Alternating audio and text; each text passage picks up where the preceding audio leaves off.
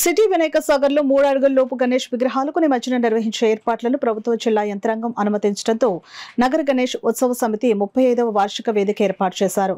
శాస్త్రరీత్యా 9 రోజులు అనంతరం సోమవారం నుండి జరిగే గణేష్ నిమజ్జనం వేడుక సంస్కృతి సాంప్రదాయాలకు ప్రత్యేకగా సమితి ప్రతినిధి బృందం పేర్కొంది.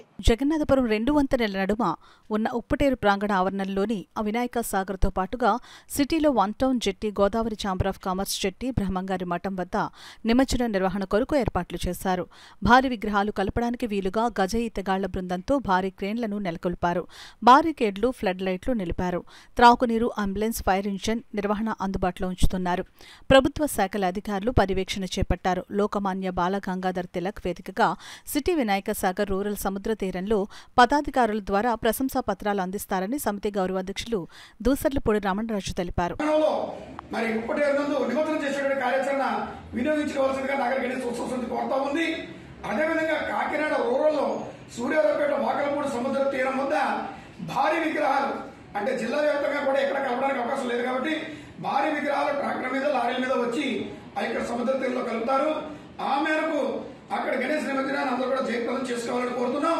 అదే రీతిగా తాళరేవు మండలానికి సంబంధించి చొల్లంగి చిన్న కాశీ రేవు దగ్గర కూడా మరి కాకినాడ ఉత్తర వైపు ఉన్నటువంటి రూరల్ ప్రాంతాల గ్రామాల నుంచి కూడా విగ్రహాలు కలపడానికి వస్తా ఉన్నాయి.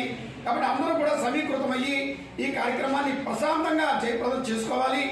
అదేవిధంగా జిల్లా కలెక్టర్ గారు, జిల్లా ఎస్పీ గారు ఇచ్చినటువంటి ఆదేశాలు, నియమ నిబంధనలు ప్రతి ఒక్కరు కూడా క్రమశిక్షణగా పాటించాలని నగర గణేష్ ఉత్సవ సమితి కోరుతా ఉంది.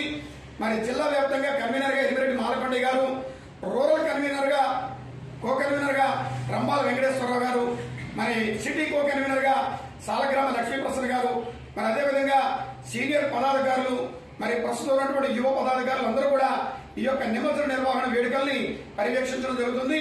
అందరూ కూడా సుప్రదంగా జయప్రదంగా ఈ కార్యక్రమాన్ని విజయవంతం చేయాలని నగర గణేశ ఉత్సవ సమితి కోరుతోంది.